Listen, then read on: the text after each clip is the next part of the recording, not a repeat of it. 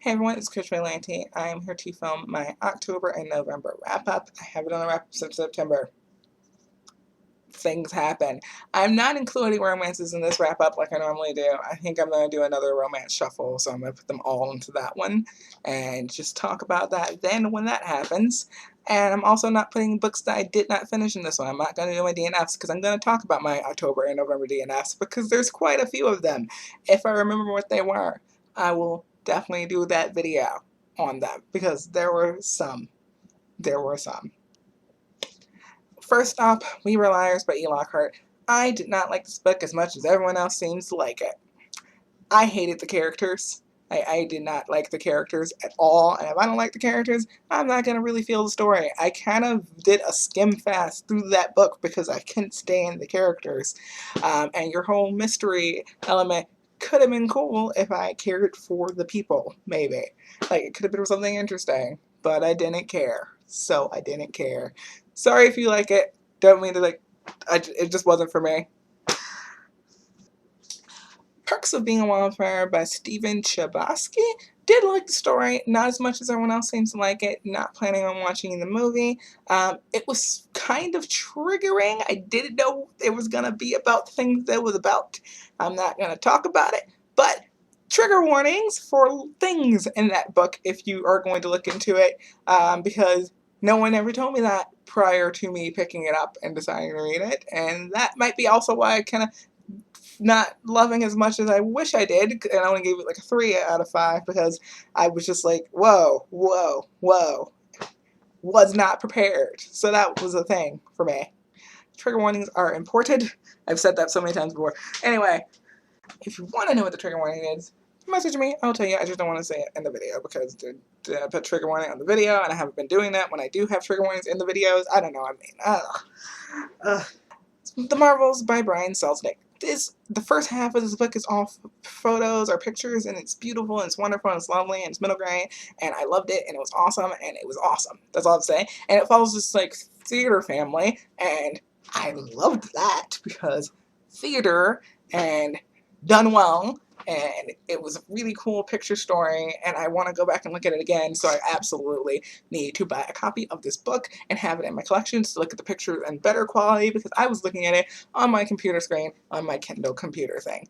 That did not, that wasn't as good as, yeah, that could have been better, but it was still beautiful photography. When it got to the story after that, I liked the story. It was cool. The book had queer characters, HIV positive character, I believe. Yes, I read that a bit ago. I've been kind of scared about it, but yes, it did.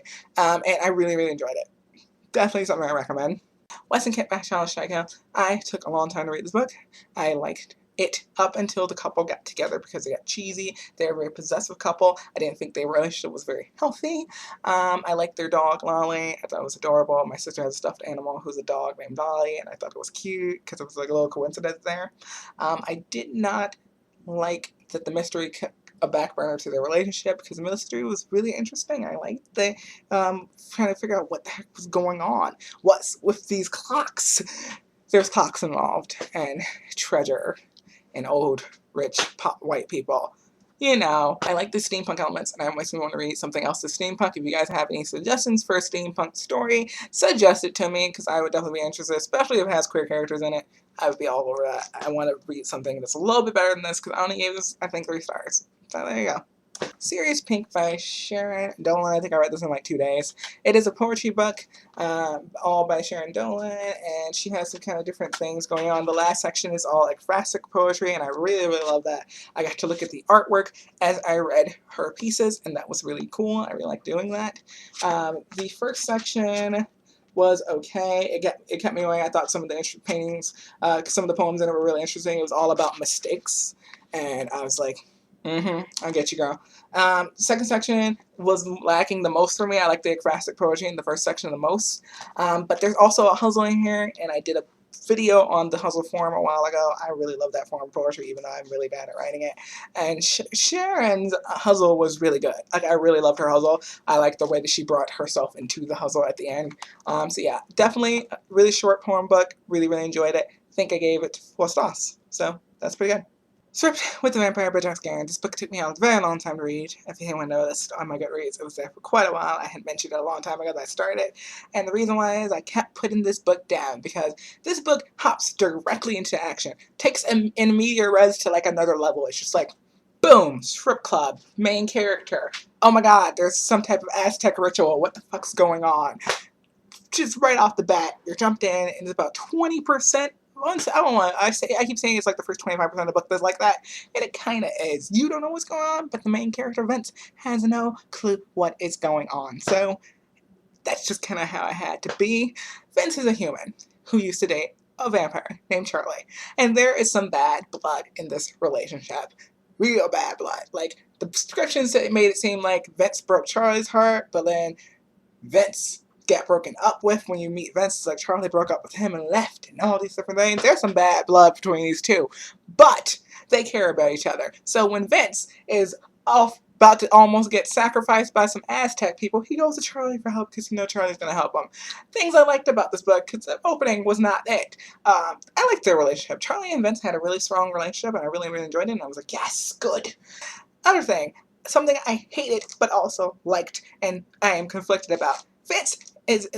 Charlie is in the closet for hundreds of years because apparently old vampires, like one who might have been born when they were like the Viking era, are very homophobic. And since I just told you Charlie is not a fighter vampire, it's not like he can hold his own against the elite vampires who are quite homophobic. So that happens. Love the side characters, love the Aztec mythology, don't see that enough at all, and I think the author researched it pretty well. I wouldn't know because I don't know a lot about it, but it seemed like I was like, yes, I'm buying this, so that was pretty cool. So yeah, I enjoyed it. It was more like a 3.6, 3.7 than a 4, but I rounded up. You know, what are you gonna do? So 4 stars on Goodreads. Outsiders by Tammy Faraday. I'm going to do a full review of this. It's not going to be up by the time I post this, but this was a pretty good book. I had some issues, but I liked it a lot too. I have my written review of it up, so I can link that down below. It's just on Goodreads. I'll link my Goodreads so you can check it out if you want to. Yeah, but that's up already. I liked it. I liked the diversity of it. This is a predominantly ethnic cast. The main character is black. Her love interest is mixed. The other main character is Dominican. The whole cast is very ethnically diverse, religiously diverse as well, because the main character is atheist and most other characters are Catholic. And yeah, so I liked a lot of things about it. I'm going to put a link to what I wrote about it on Goodreads down below, and also my video where I talk about it, if that's up by the time this goes up. But I highly doubt that because I'm probably going to just edit this tonight, so yeah. Okay, I hope you guys enjoyed this. I will see you in my next video. I know where I went.